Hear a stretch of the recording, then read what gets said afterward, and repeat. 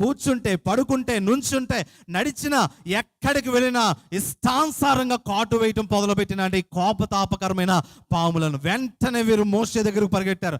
నాయనా, మేము తప్పు చేస్తాం, నిన్ను తిట్టి మేము తప్పు చేస్తాం, నీకు ఎదిరించి తప్పు చేస్తాం నాయనా, ఈ పాముల బాధ మేము భరించలేకపోతున్నాం. చూడండి, దేవుడు ఎంత ఎంత అద్భుత కార్యం అంటే, వీళ్ళు వెళ్ళవలసిన మార్గానికి వెళ్లకుండా ఎదురుగా ఈశ్వర్ రాజును ఎదురుగా పంపించి, ఎట్టి పరిస్థితుల్లో నా దేశానికి మీరు అడుగు పెడతానికి వీలు లేదని వారి యొక్క మార్గాన్ని ఎలాగ పంపించాడంటే, రాళ్ళు రప్పల మధ్య వైపుకు దేవుడు వారిని మరిచి ఆ రాళ్ళు రప్పల మధ్యకు వెళ్ళిన సందర్భాల్లో కోపతాపకరమైన పాములను వారి మధ్యకు పంపాడంట. ఒకటో రెండో పాములు అంటే ఏదో వచ్చాయి, అక్కడే బతుకుతున్నాయి అని అనుకోవచ్చు. కొన్ని వందల పాములు ఒకేసారి వస్తున్నాయంటే ఇది దేవుని యొక్క కార్యము కాక ఏంటి? ఈ దినాన్ని కేవలం మోషేని ఎదిరించినందుకు, ఈ దినాన్ని మోషే మీద సనుగుడు గొణుగుడు చేసినందుకు ఆ కోపతాపకరమైన పాములను వాళ్ళ మధ్యకు పంపించిన విధానాన్ని బట్టి బెంబేలెత్తిపోయారంట. కాటు వేయటం మొదలు పెట్టాయి. ఈ దినాన్ని మోషే ప్రార్థించక ఈ దినాన్ని మోషేకి చెప్పాడు, ఒక ఎత్తడి ప్రతిబింబంతో చేసిన సర్పాన్ని తీసుకువెళ్ళి ఆ స్తంభాన్ని మీద పెట్టి నమ్మకముతో ఎవడైతే దాన్ని చూస్తాడో, చూడండి గమనించండి, నమ్మకముతో ఎవడైతే దాన్ని చూస్తాడో వాడు బ్రతుకుతాడని ఈ దినాన్ని దేవుడని యెహోవా మోషేకి చెప్పిన మాట మనం అక్కడ గమనించే వారు ఉన్నారు. వెళ్ళి దానికి సాగిలి పడమనలా, వెళ్ళి దానికి దండాలు పెట్టమనలా, వెళ్ళి దానికి పూజ చేయమనలా, వెళ్ళి దానికి ప్రార్థించమనలా, నమ్మకముతో కనులలో తన ధైర్యాన్ని కనపరుచకుండా కోల్పోకుండా నమ్మకంతో చూసేవాడు బ్రతుకుతాడని యెహోవా దేవుడు మోషేకి చలవేవుగా అలాగే ఈ దినాన్ని చేయగా అందులో కొంతమంది బ్రతికారు, కొంతమంది చనిపోయారు. మీరు ఎప్పుడైనా గమనించారో లేదో కానీ ఏ వైద్యుడైనా చెప్తాడు, పాము కాటేసిందా మీరు భయపడవద్దని చెప్తూ ఉంటాడు. ఎందుకంటే సాధారణంగా గుండె వేగము నిమిషానికి 72 సార్లు గుండె ఇలా కొట్టుకుంటూ ఉంటుంది. కానీ పాము కాటేసింది, బాబోయ్ మేము చనిపోతాం అనే గుండె వేగం మీరు పెంచుకున్నట్లయితే, భయంతో ఎప్పుడైనా చూసారో మీరు, గుండె వేగం పెరిగిపోతుంది. ఈ గుండె వేగం 72 సార్లు కొట్టుకున్నది ఇదేనాని అతి వేగంగా కొట్టుకుంటాం ప్రారంభించి ఎక్కడో కింద ఉన్న రక్తము, ఆ రక్తాన్ని వేగంగా 5 నిమిషాల్లో గుండె దగ్గరికి తీసుకొచ్చేస్తుంది. వేగంగా శరీరం అంతా ఆ రక్తము పాకిపోతుంది కనుక వెంటనే మనిషి చనిపోయే అవకాశం ఉంటుంది. అందునిమిత్తమే పాము కాటేసినట్లయితే మనిషి భయపడవద్దు, మనోధైర్యం కలిగి ఉండండి, తర్వాత ట్రీట్మెంట్ కొరకు మీరు ప్రయత్నం చేయండి అని వైద్యులు చెప్తూ ఉంటారు. కనుక ఆ భయం కనుక మనలో ఉన్నదంటే గుండె వేగం పెరిగిపోయి ఆ రక్తము కింద ఎక్కడో కాము పాటేస్తుంది. ఆ విషము, రక్తంలో కలిసిన విషము కింద నుంచి పైకి గుండె పని ఏంటి?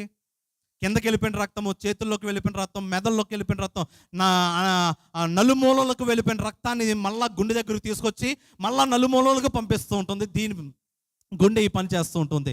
కనుక ఈ దినానికి పాము కాటు వేసినప్పుడు వాళ్ళ పరిస్థితి ఎలా ఉంటుంది? ఇదిగో నా ఎదురుగా తీసుకొచ్చి ఈ వీడియో పెట్టారు, ఇదే ఇత్తడి సర్పం అనుకున్నాం. ఈ దినాన్ని పాము కాటు వేస్తారు కనుక వచ్చి ఆ ఇత్తడి ప్రతిబింబాన్ని ధైర్యంతో చూడండి అని చెప్పినప్పుడు కొంతమంది బతికారు, కొంతమంది చనిపోయారు. చనిపోయిన వారు ఏంటంటే వణుకుపోయారు. వాళ్ళు ఎక్కడో పాము కాటేసింది, మేము చనిపోతాం, అపనమ్మకము.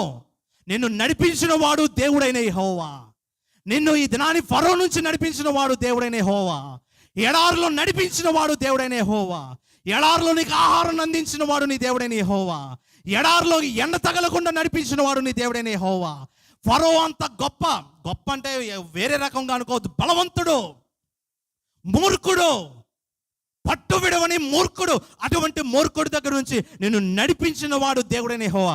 అంత గొప్ప దేవుడైన యెహోవా ఏమని చెప్పడంటే, భయపడకుండా నమ్మకంతో ఆ ఎత్తడి ప్రతిబింబాన్ని చూడండి అని చెప్పినప్పుడు అందులో కొంతమంది నమ్మకంతో చూస్తారు, ఒకరు అపనమ్మకంతో చూస్తున్న కొంతమంది చనిపోయిన వారు ఉన్నారు. కనుక నా ప్రియమైన సంగమా, మన జీవితాల్లో ఎదురయ్యే సమస్యలను బట్టి దావీదు కీర్తనకారుడు చెప్తున్నాడు, నమ్మకము కలిగి ఉండండి, విశ్వాసం కలిగి ఉండండి, ప్రార్థన చేయండి, ఓపిక పెట్టి ఎదురు చూసేవారుగా ఉండండి అని ఈ దినాన్ని కీర్తనకారుడు మనకు చెప్తున్నాడంట. 3వ వచనం చదవండమ్మా. ఎన్నాళ్ళు మీరు ఒకరిని భయపడదురు, పడబోవు కంచెను ఒకడు పడద్రోయినట్లు మీరందరూ ఎన్నాళ్ళు ఒకని పడద్రోయుదరని చూచెదరు. అతని ఔన్నత్యం నుండి అతను పడద్రోయుటకై వారు ఆలోచించెదరు. అబద్ధం ఆడుటకు వారికి సంతోషము. వారు తమ నోటితో శుభవచనములు పలుకుచు అంతరంగములో దూషించెదరు. దినాన్ని ఇచ్చే మాట చాలా ముఖ్యమైన మాట. దినాన్ని చాలా మంది మానవుడు నైజమే అటువంటి నైజము. నోటితో శుభవచనాలు చెప్తారు కానీ అంతరంగంలో దూషించేవారుగా ఉంటారనేది మనం ముఖ్యంగా గమనించేవారు ఉండాలి. దీనినే ప్రభువైన యేసుక్రీస్తు వారు ఈ దినాన్ని యోహాను సువార్తలో చెప్తూ ఉన్నాడు. ఈ దినాన్ని నోటితో దూషించేవారుగా మనం ఉంటున్నాము. అదే అంతరంగంలో అంతరంగంలో దూషించేవారుగా ఉంటూ నోటితో శుభవచనాలు పరిగేవారుగా ఉన్నాం. మనలో ఎవడన్నా ఒకడు గొప్పగా ఎదిగితే వారలేం కదండి. దీనినే క్రాబ్ మెంటాలిటీ అంటూ ఉంటాం. ఒక బకెట్లో 4-5 పీతలు అయితే ఒక పీత కష్టపడి పైకి ఎక్కితే మిగతా 4 పీతలు దాని కిందకి లాగేస్తూ ఉంటాయి. మిగతా 4 పీతలు దాని కిందకి లాగేస్తూ ఉంటాయి. అదే ఏ రాజుల దగ్గరికి వెళ్ళండి, 10 మంది రాజులు ఉన్నారనుకోండి, అందులో ఒకడు అతి కష్టంగా ఉంటే మిగతా 9 మంది ఏం చేస్తారంటే అందరూ డబ్బులు వేసేసుకుని వాడిని ఏదో వ్యాపారంలో పెట్టేసి వాడు నిలబడేంత వరకు కూడా ఈ 9 మంది కష్టపడతారు. వారి నైజం అది.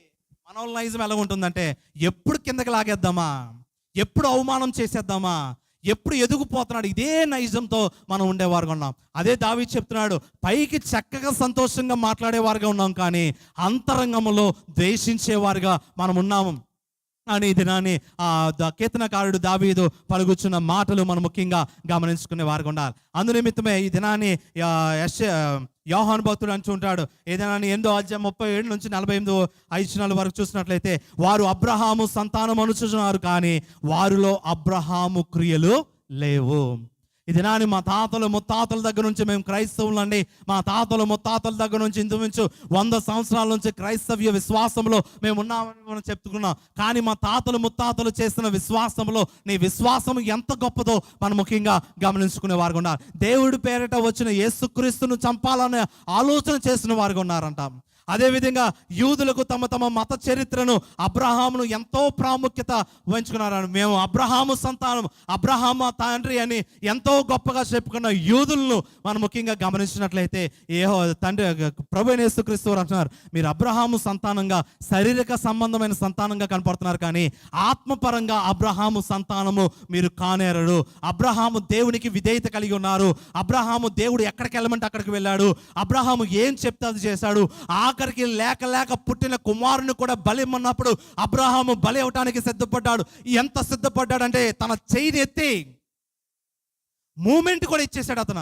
తన చెయ్యిని ఎత్తి మూమెంట్ అంటే ఎలా మూమెంట్ ఇవ్వగానే అది వచ్చి తన యొక్క కుమారుడిని సాకు శరీరంలోకి దూచుకు వెళ్ళిపోతుంది. తన కుమారుడు చనిపోతాడు. ఆ మూమెంట్లోనే దేవుని యొక్క పిలుపు వచ్చింది. అందునిమిత్తమే తగిన సమయం ముందు స్పందించే దేవుడు అని అంటూ ఉంటాడు. ఇది నాని కష్టకాలాల్లో ఉన్నప్పుడు దేవుడు నన్ను పట్టించుకోవట్లే, ఇబ్బందులు ఉన్నప్పుడు నన్ను పట్టుకుంచుకోవట్లే, అనారోగ్య స్థితిలో ఉన్నప్పుడు నన్ను పట్టించుకోలేదు. అయితే దేవునికి తెలుసు తగిన సమయం ముందు స్పందించే దేవుడు ఆయనని. కనుక ఈ దినాన్ని మనం గమనించే వారు ఉండాలి. మేము అబ్రహాం సంతానం అని చెప్పుకుంటాం కాదు కానీ అబ్రహాం యొక్క నడవడిక నీ జీవితంలో ఉందా? అబ్రహాం యొక్క విధేయత నీ జీవితంలో ఉందా? అబ్రహాం యొక్క మాట తీరు నీ జీవితంలో ఉందా? అబ్రహాం యొక్క విశ్వాసము నీ జీవితంలో ఉందా? అబ్రహాము యొక్క త్యాగము, సొంత తల్లిదండ్రులను, సొంత కుటుంబాన్ని, అన్నదమ్ములను, ఆ సొంత ఊరును వదిలిపెట్టేసి ఎక్కడికైతే వెళ్ళమన్నాడో అక్కడికి వెళ్ళమన్నప్పుడు అబ్రహాము యొక్క త్యాగాన్ని మనం గుర్తెరిగే వారు ఉండాలి. ఇక్కడ మొత్తంగా చూసినట్లయితే దేవునికి ఎంతో ప్రాముఖ్యత ఇచ్చిన వాడుగా ఉన్నాడు అనేది మనం ముఖ్యంగా గమనించే వారు ఉండాలి. కనుక నా ప్రియమైన సంగమా, ఈ దినాన్ని మనం ముఖ్యంగా గమనించేవారుగా ఉండాలి. కనుక దేవునికి విధేయత కలిగి ఉన్నాడు కనుకనే అబ్రహామును ఎంత గొప్పగా ఆశీర్వదించాడు. ఒకనొక సందర్భంలో లోతుతో అంటూ ఉంటాడు, ఏమని అంటూ ఉంటాడంటే, నాయనా ఇదిగో కొత్త ప్రదేశానికి వచ్చావు, నీకు ఏం ప్రదేశం కావాలన్నప్పుడు లోతు అంటూ ఉంటాడు, పచ్చని ప్రదేశం అదిగో కనిపిస్తున్న ఆ పచ్చని ప్రదేశం అంతా నాకు కావాలన్నప్పుడు అబ్రహాం దాన్ని కూడా సాక్రిఫైస్ చేసేసాడు. అనేది మనం ముఖ్యంగా గమనించేవారు ఉండాలి. అయితే అన్నదమ్ముల మధ్యన ఏది నీ సాక్రిఫైస్? భార్యాభర్తల మధ్యన ఏది నీ sacrifice?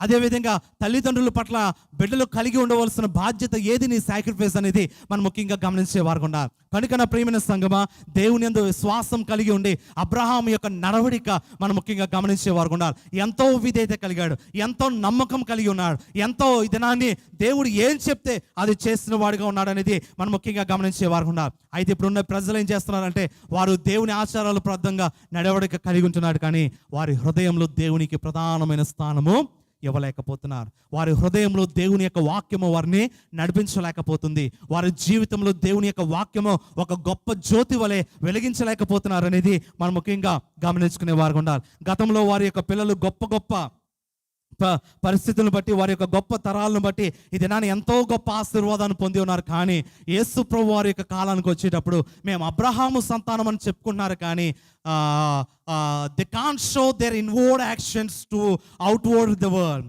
They can't show the inward actions. నేను నిన్నే ఒక ఆయన దగ్గర ఒక ఇంట్లో వెళ్ళినప్పుడు వాళ్ళ తండ్రి గారు ఫోటో పెట్టాడు, చనిపోయాడు. వాళ్ళ తండ్రి గారు, మీరు ఎప్పుడైనా మా ఇంటికి వచ్చినప్పుడు మా తండ్రి గారి ఫోటోకి దండ ఉండదు, వేయను. వాళ్ళ దండ మీకు లాస్ట్ ఇయర్ ఎప్పుడో చెప్పినట్టు ఆ తండ్రి గారి ఫోటో కింద పక్కన రాశాడు, నానా మేము ఎలా ఉండాలో నువ్వు మాకు ఎప్పుడు చెప్పలేదు, కానీ you have shown your life how to live in this world as a Christian life అని కింద కొటేషన్ రాశాడు. నానా నువ్వు మాకెప్పుడు చెప్పలేదు, నాయన నువ్వు ఎలాగుండు, నాయన నువ్వు అలాగుండు, నువ్వు ఇలాగ మాట్లాడు, ఇలాగ ప్రవర్తించు, ఇలాగుండు, అలాగుండు అని మాకు ఎప్పుడు చెప్పలేదు, కానీ you have shown your entire life towards to us. నీ జీవితాన్ని మాకు కనపరిచావు, నీ మాట ఏంటో మాకు చూపించావు, నీ యొక్క ప్రవర్తన ఏంటో మాకు చూపించావు, నీ నడవడిక ఏంటో మాకు చూపించావు అని ఈ దినాన్ని చక్కటి కొటేషన్ అక్కడ దాసం. చాలా మంది చెప్తూ ఉంటారు, నాయనా నువ్వు మనం పెద్ద అయిన తర్వాత మీ నాన్న మంచాన్ని పడినప్పుడు, మీ అమ్మ మంచాన్ని పడినప్పుడు నువ్వు మా అమ్మను నాన్నను చక్కగా చూసుకోవాలరా అని మనం చెప్పేవారు ఉంటాం. నీ తల్లిదండ్రులను చక్కగా చూడవు, నీ అత్తమామలు నువ్వు చక్కగా చూడవు, నీ ఇంట్లో పెద్దవారు నువ్వు గౌరవించావు, కానీ నీ పిల్లలకు నువ్వేం చెప్తున్నావు అంటే, నేను ముసలివాడిని అయినప్పుడు నువ్వు నన్ను ప్రేమించాలి, నేను ముసలివాడిని అయినప్పుడు మంచాన్ని పడితే నువ్వు నాకు సేవ చేయాలి అని నీ పిల్లవాడికి చెప్తున్నావు. కానీ నీ పిల్లవాడి కనిదృష్టిగానే నీ యొక్క తల్లిదండ్రులు నువ్వు ప్రేమించలేకపోతే నీ పిల్లవాడు దాన్ని ఎలా ఫాలో అవుతాడు? You have to show the entire life towards your children. నీ బిడ్డలకు నీ జీవితం అంటే ఏంటో చూపించి తప్ప ఎప్పటికీ కూడా నోటితో చెప్పాల్సిన పని లేదు. నీవు నీ తల్లికి నువ్వు సేవ చేసినట్లయితే నీ కొడుకు దాన్ని గమనిస్తాడు. నీవు నీ తండ్రిని గౌరవించినట్లయితే నీ కొడుకు దాన్ని గమనిస్తాడు. రేపు నువ్వు అదే వృద్ధాప్యంలో ఉన్నప్పుడు, రేపు నువ్వు అదే వృద్ధాప్యంలో మంచాన్ని పడినప్పుడు నువ్వు నీ కొడుకుకి నువ్వు చెప్పవసరంలే, నన్ను చూసుకో, నన్ను బాగుగా చూసుకో అని నువ్వు చెప్పపలే. ఖచ్చితంగా నా తండ్రి వారి యొక్క తండ్రికి చేసిన సేవను బట్టి నేను కూడా చెయ్యాలని మన బిడ్డలు దాని ప్రకారంగా వెళ్ళేవారు. నీ సొంత అత్త తల్లిదండ్రులనే మనం గౌరవించాం, సొంత తల్లిదండ్రులకు మనం గౌరవించాం, సొంత అన్నదమ్ములను మనం గౌరవించాం, అక్కచెల్లెలను మనం గౌరవించాం. మన పిల్లలు దీన్ని ఎలా నేర్చుకుంటారు? ఇదే యేసు ప్రభువు వారు చెప్తున్నారు, మీరు అబ్రహాం సంతానమే కాదంట్లే, అబ్రహాం యొక్క రక్తం మీలో ఉంది కాదంట్లే, కానీ ఆత్మీయ స్థితిలో మీరు అబ్రహాము సంతానము కాదు.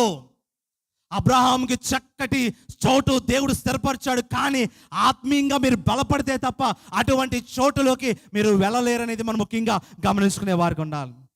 అందునిమిత్తమే మా తాతలు ముత్తాతలు మేము క్రైస్తవులు అండి, మా తాతలు ముత్తాతల దగ్గర నుంచి మేము క్రైస్తవ్యంలో ఉన్నామని చెప్పుకునే గొప్పతనము నేను ఎన్నడూ కూడా పరలోక రాజ్యానికి తీసుకెళ్ళలేదు.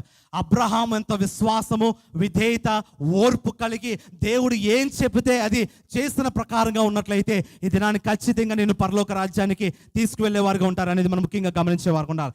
అందునిమిత్తమే నేను చాలాసార్లు చెప్తున్నా, the Bible teachers everything, how we should live, how we can speak, how we can walk, how we can love, how we can say everything towards the gods అనేది మనం ముఖ్యంగా గమనించే వరకుండా దేవుడి యొక్క వాక్యము ద్వారా మనం ఎలా జీవించాలో, ఎలా మాట్లాడాలో, ఎలా నడవడిక కలిగి ఉండాలో, ఎటువంటి ప్రవర్తన కలిగి ఉండాలో, నీ ఇరుగు పొరుగు వారి పట్ల ఎలా ఉండాలో, నీ తల్లిదండ్రుల పట్ల ఎటువంటి ప్రేమ కలిగి ఉండాలో, నీ భార్యను ఎలా ప్రేమించాలో, నీ భర్తను ఎలా గౌరవించాలో, నీ బిడ్డలు ఎలా నువ్వు ఎలా బాధ్యత కలిగి ఉండాలో, it teaches everything how a Christian can live on the earth.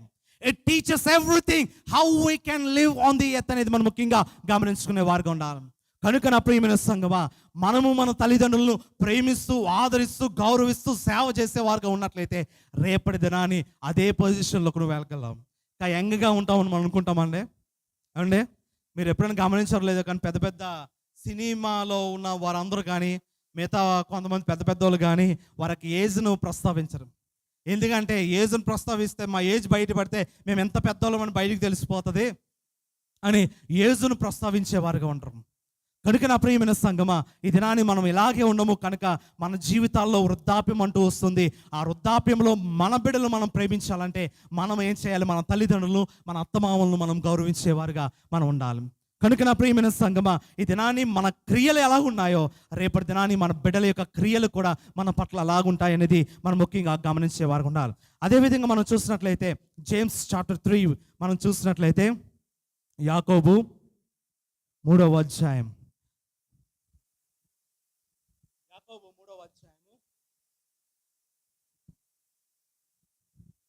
యాకోబు 3వ అధ్యాయం మనం ముఖ్యంగా గమనించినట్లయితే ఇదైనా మొదటి వర్షం చదవనమ్మా.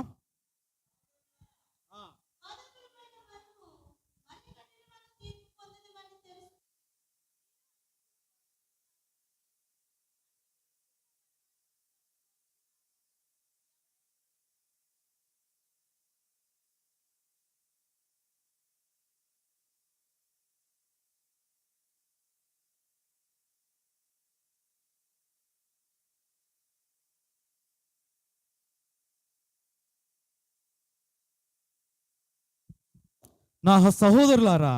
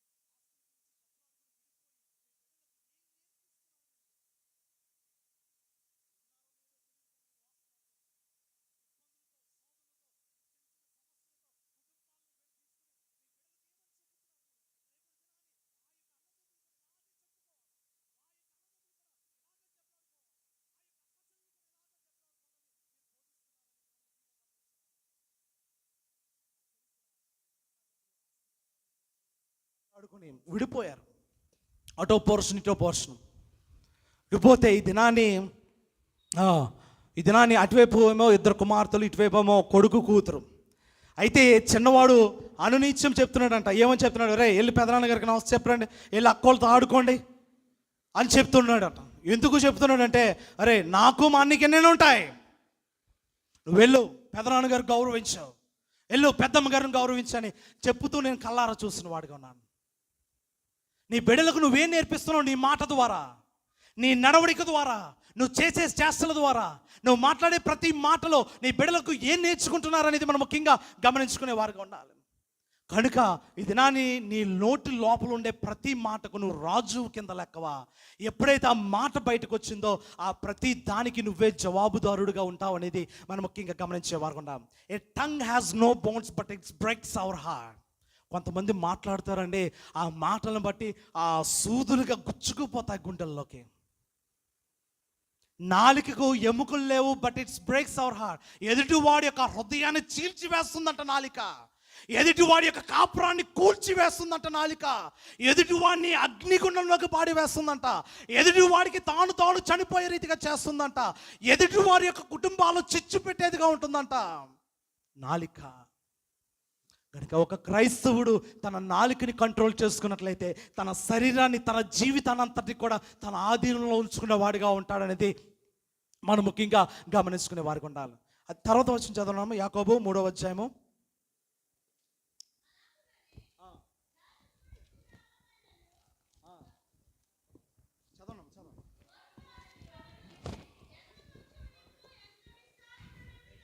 ఆరో వచనం చదవనామా. నాలుక అగ్నియే. నాలుక మన అవయవములో ఉంచబడిన పాప ప్రపంచమైన సర్వ శరీరములకు మాల్యమును కలుగు చేయొచ్చు. ప్రకృతి చక్రమునకు చిచ్చు పెట్టును, అది నరకము చేత చిచ్చు పెట్టబడును. మృగపక్షి సర్ప జలచరములలో ప్రతి. చూడండి, ఇక్కడ స్పష్టంగా ఏమని చెప్తున్నాడంటే, ఒక నాలుక చిచ్చు పెట్టినట్ట. నీ ఇంటికి వస్తున్న కోడలను నువ్వు ఎలా చూసుకుంటున్నావు? నీ ఇంటికి వస్తున్న అల్లుడిని నువ్వు ఎలా చూసుకుంటున్నావు? నీ భర్తను నువ్వు ఎలా చూసుకుంటున్నావు? నీ ఎదురింటి వారిని నువ్వు ఎలా చూసుకుంటున్నావు? నీ ఇరుగు పొరుగు వారిని నువ్వు ఎలా చూసుకుంటున్నావు? నీ వదిన గారు కానీ, నీ యొక్క మరదలు కానీ, లేకపోతే నీ యొక్క కుటుంబాలను నువ్వు ఎలా చూసుకుంటున్నావు? ఇక్కడ ఏమని చెప్తుందంటే, నాలిక చిచ్చు పెట్టినంట. కనుక అది నరకము చేత చిచ్చు పెట్టబడినది అనేది ఇది నాని మనం ముఖ్యంగా గమనించేవారు ఉండాలి. కనుక ఈ దినాన్ని మన మాట తీరు స్పష్టత మనకు ఉండాలి. నీ మాట తీరును బట్టి నువ్వు ఎలాంటి వాడువో చెప్పగలం. నీ మాట తీరును బట్టి నువ్వు ఏ విధమైన ప్రవర్తన చేయగలవో చెప్పగలం. నీ మాట తీరును బట్టి నీ కుటుంబాన్ని ఎలా నడిపించుకోగలవో చెప్పగలం. నీ మాట తీరును బట్టి నీ యొక్క వ్యక్తిత్వం ఎటువంటిదో చెప్పగలం. నీ మాట తీరును బట్టి నీ యొక్క ఆలోచనలు ఎలాగున్నాయో చెప్పగలం. నీ మాట తీరును బట్టి నీ యొక్క చేష్టలు ఎలాగ ఉండబోతున్నాయో చెప్పగలం. నీ మాట తీరును బట్టి నీ మనిషి ఏంటో చెప్పగలం. నీ మాట తీరును బట్టి ఈ దినాన్ని ఈ వ్యక్తి ఎలా ఉంటాడో ఊరికినే చెప్పగలం అనేది మనం ముఖ్యంగా గమనించేవారుగా ఉండాలి. కనుక నా ప్రియమైన సంగమా, ఈ దినాన్ని నాలుక చిచ్చు పెట్టుననే రీతిని బట్టి ఈ దినాన్ని మన నాలుక ఇతర యొక్క కాపురాలను కూరుస్తుందా? మన నాలుక ఇతరులను అవమానంగా మాట్లాడుతుందా? మన నాలుక ఇతర యొక్క కుటుంబాల్లో ఈ దినాన్ని చిచ్చు పెట్టేదిగా ఉందా? మన నాలుక అనగా మన మాట తీరును బట్టి ఇతర యొక్క కాపురాలు కూలిపోయేటట్టుగా ఉన్నాయి అనేది మనం ముఖ్యంగా గమనించుకునే వారు ఉండాలి. అదేవిధంగా 10వ వచనం చదవండి.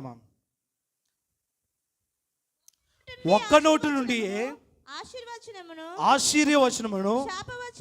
శాపవచనమును బయలువెళ్ళును. నా సహోదరులాగా ఇలాగా ఉండకూడదు. చూడండి నా ప్రియమైన సంగమా, ఎంతోమంది చెడు మాటలు మాట్లాడి, చెడు ప్రవర్తన కలిగి, చెడు ఆలోచనలు కలిగి, చెడు తలంపులతో నడుస్తూ, చెడు అయిన మార్గాలు ఎంచుకుంటూ తమ కుటుంబాలను గాలికి విడుస్తూ ఇదేనని ఎంతోమంది దేవుని ఆరాధించేవారు ఉన్నారు. ఒకే నాలుకతో 2 పనులు చేసేవారుగా ఉన్నారనేది మనం ముఖ్యంగా గమనించేవారు ఉండాలి. మన హృదయము కుళ్ళితో, వేదనతో, అసూయతో నిండిపోయిన ఈ యొక్క హృదయము, చెత్తమయమైపోయిన ఈ హృదయము మనం ఎలాగా ఇక్కడ కూర్చుని దేవుని ఆరాధించగలుగుతున్నాం?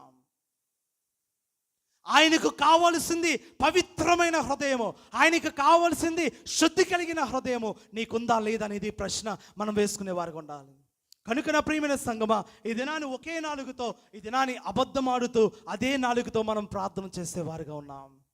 కనుక నా ప్రియమైన సంగమా, ఇటువంటి నాలుకతో ఈ దినాన్ని మనం చూసేవారుగా ఉండకూడదు అనేది మనం ముఖ్యంగా గమనించేవారు ఉండాలి. నీటి బుగ్గలో ఒక్క చెలి నుండి తీయని నీరును ఆ, చేదు నీరును ఊరునా ఆ, నా సహోదరులారా నా సహోదరులారా, అంజూరపు చెట్టున ఒలివ పండైనను ద్రాక్ష తీగనైనను అంజూరు పళ్ళనైనా కాయన సరిపోద్దమ్మా. ఈ దినాన్ని అంజూరపు చెట్టును ఒలివ చెట్టునైనా ద్రాక్షనైనా కాయన అంటే ఈ దినాన్ని నిన్ను బట్టి నీ యొక్క పిల్లలు కూడా తయారవుతూ ఉంటారు.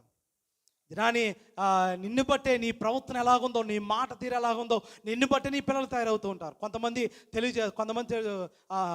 పిల్లలు ఎదురుగానే భార్యను కించపరిచి మాట్లాడుతూ ఉంటారు, భార్యను డీగ్రేడ్ చేసి మాట్లాడుతూ ఉంటారు. సొంత భార్యను, తన తల్లిని కించపరిచి మాట్లాడుతుంటారు. పొద్దున్న నీ భార్యను వారి యొక్క తల్లిని గౌరవిస్తారాలో. మరో కొంతమంది భార్యలు ఏం చేస్తుంటారంటే తమ భర్తను డీగ్రేడ్ చేసి మాట్లాడుతుంటారు తమ యొక్క సొంత బిడ్డల దగ్గర. నీ సొంత బిడ్డలు తన తండ్రిని గౌరవించగలరు నువ్వు అలా మాట్లాడుతుంటే. నీ నోటిని కంట్రోల్ చేసుకుని నీ కాపురాన్ని సరిదీసుకోవాలని మనం ముఖ్యంగా ప్రభుని ఏమైనా ప్రార్థన చేస్తున్నాం. కనుకనే నా ప్రియమైన సంగమా, మన నోటి మాటను బట్టి మన కాపురాలు నిలబడేవిగా ఉంటాయి. మన నోటి మాటను బట్టి మన విశ్వాసం నిలబడే ఉంటుంది. మన నోటి మాటను బట్టి దినాన్ని మన విశ్వాసంలో చేసే ప్రార్థన బట్టి ఉంటుందనేది మనం ముఖ్యంగా గమనించేవారుగా మనం ఉండాలి. కనుక control the time because it's potentially to condemn is a great thing in your life. First of all condemn your time. ఈ దినాన్ని నీ యొక్క నాలికను మీరు స్వాధీనపరచుకోవాలి, మీరు కంట్రోల్లో పెట్టుకోవాలి. ప్రతిదీ లబ్ మాట్లాడటం కాదు, కానీ ఏది మాట్లాడుతున్నామో ఆతి చూచి మాట్లాడేవారుగా ఉండాలనేది మనం ముఖ్యంగా గమనించేవారుగా ఉండాలి. బోధకులారా, మీరు రెండింతలు కఠినమైన శిక్ష అనుభవిస్తారు కనుక మీరు బోధించే వాటికి మీరు సరైన విధానంగా ఉండాలి అనేది మన దేవుని యొక్క వాక్యం మొదటి వచనంలో చెప్తుంది. బోధకులు అంటే ఈ దినాన్ని స్టేజ్ మీద ఉండి బోధించేవారు కాదు. ఒక తండ్రి బోధకుడు, ఒక తల్లి బోధకురాలు, ఒక అమ్మమ్మ బోధకురాలు, ఒక నానమ్మ బోధకురాలు, ఒక తాతగారు బోధకురాలు, ఒక పై వయసులో ఉన్న వారందరూ కూడా బోధకులై ఉన్నారనేది మనం ముఖ్యంగా గమనించేవారు ఉన్నాం. మన ప్రవర్తన విధానమే మన బిడ్డల యొక్క జీవితాన్ని నిలబడుతూ ఉంటుంది. నేను ఎప్పుడు చెప్పినా family is the most important thing in your life. దేవుని తర్వాత ప్రథమైన స్థానం ఇచ్చిన తర్వాత కుటుంబానికే ప్రాముఖ్యత ఇవ్వాలి. కుటుంబం కొరకే మనం జీవించేవారుగా ఉన్నాం. కుటుంబాన్ని నడిపించడం కొరకే జీవించేవారుగా మనం ఉన్నామనేది మనం ముఖ్యంగా గమనించేవారుగా ఉండాలి. ఎంతోమంది దినాన్ని పురుషులు తన కుటుంబాన్ని నడిపించుకోవడానికి ఎన్నో కష్టాలు పడుతున్నారు, ఎన్నో ఇబ్బందులు పడుతున్నారు, ఎన్నో శోధనలు పడుతున్నాయి. ఇలాంటి సందర్భాల్లో తన సొంత భార్య గౌరవించే రీతిగా ఉండాలి, ఆదరించాలి. ఏదైనా కష్టాలు వస్తే ఈ దినాన్ని ప్రతి విషయంలో ఈ దినాన్ని తట్టే దానిలాగా ఉండాలి. అదేవిధంగా ఈ దినాన్ని తమ భార్యలు కూడా తమ కుటుంబ విధానంలో, తమ కుటుంబాన్ని నిలబెడతంలో, తమ కుటుంబాన్ని నడిపించడంలో ఈ దినాన్ని ప్రతి భార్య ఉన్నతమైన శిఖరంలో ఉంది. కనుకనే ప్రతి పురుషుడు కూడా తన సొంత భార్యను గౌరవించేవారుగా ఉండాలి. ఎప్పుడైతే వీళ్ళిద్దరి మధ్యన గౌరవము, ప్రేమ ఉంటుందో వారి కుటుంబము దేవుని యొక్క విశ్వాసంలో నెంబర్ 1గా ఉంటుంది. వారి కుటుంబము దేవుని యొక్క ప్రార్థించడంలో నెంబర్ 1గా ఉంటుంది అనేది మనం ముఖ్యంగా గమనించేవారు ఉండాలి. ఈ 3 అంశాలు చూసుకున్నట్లయితే అబద్ధం అనే మాట మనకు ముఖ్యంగా కనపడుతుంటుంది. కనుక అబద్ధం అనేది ఎప్పుడు వస్తుందంటే ఈ దినాన్ని భార్య భర్తల మధ్యన సరైన సమాధానం లేకపోతే, సరైన ప్రేమ లేకపోతే అబద్ధం ఆడవలసిన సిచ్యువేషన్లు తలెత్తుతూ ఉంటాయి. ఆ అబద్ధం ఆడవలసిన సిచ్యువేషన్లు తలెత్తినప్పుడు వారి మధ్యన నమ్మకాన్ని వారు కోల్పోతూ ఉంటున్నారు. కనుక ఇటువంటి సిచ్యువేషన్లోకి మనం వెళ్లకుండా ఉండాలంటే ఈ దినాన్ని మన నోటిని మనం కంట్రోల్ చేసుకుంటూ భార్య భర్తల మధ్యన సమాధానం కలిగి ఉంటూ మన కుటుంబాన్ని నడిపించుకునే వారిగా మనం ఉండాలనేది మనం ముఖ్యంగా గమనించేవారుగా ఉండాలి. కనుక tongue is small organ but it's control the entire body. Tongue is the small organ. నాలుక మన యొక్క శరీరంలో చిన్న అవయముగా ఉన్నది, కానీ ఆ నాలుక నుండి వచ్చే మాటలను బట్టి నీ జీవితం ఆధారపడి ఉంది. ఆ నాలుక నుండి వచ్చే మాటలను కంట్రోల్ చేసుకోవటాన్ని బట్టి మన జీవితం ఆధారపడి ఉందనేది మనం ముఖ్యంగా గమనించేవారు ఉండాలి. ఊరుకునే ఎవరినో ఏదో బట్టి మాట్లాడే మాటలను బట్టి కాదు, కానీ మన యొక్క కంట్రోల్ చేసుకునే వారుగా మనం ఉంటూ ఈ దినాన్ని మనము ముందుకు నడిపించే వారుగా ఉండాలనేది మరొక మారుని తెలియజేస్తున్నాను. కనుకనే your spiritual man will be the strong if you control your time. కనుక మన యొక్క జీవితంలో మన యొక్క నాలుకను మనం కంట్రోల్ చేసుకుంటూ మన శరీరాన్ని అంతటిని కూడా మన ఆధీనంలో ఉంచుకొని దేవుని వైపు తిరిగి మన జీవితంలో ఒక గొప్ప వెలుగును ఉండేవారుగా ఉండటానికి నిరంతరం పరిశుద్ధాత్మ దేవుడు సదా మీ అందరికీ తోడై ఉండి మిమ్మల్ని బలపరచును గాక. ఆమేన్. సమస్త జ్ఞానముకు మించిన దేవుని సమాధానము యేసుక్రీస్తు వలన మీ హృదయములకు, మీ తలంపులకు కావలి ఉండును గాక. ఆమేన్.